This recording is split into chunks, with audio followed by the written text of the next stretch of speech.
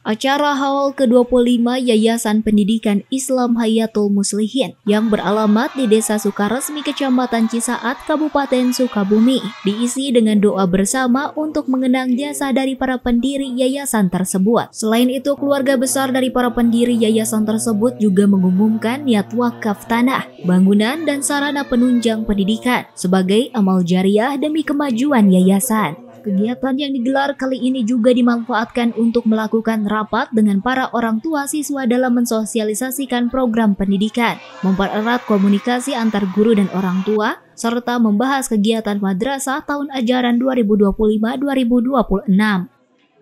Alhamdulillah, hari ini kami mengadakan haul yang ke-25 tahun orang tua kami sekaligus rapat orang tua serta pembahasan pembelajaran untuk 1 tahun ke depan.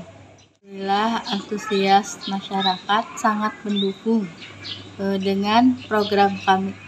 Kegiatan yang dilakukan oleh Yayasan Pendidikan Islam Hayatul Muslihin tersebut diharapkan dapat memperkuat ukhuwah Islamiyah, silaturahmi, serta komitmen bersama dalam membangun generasi yang berakhlak mulia.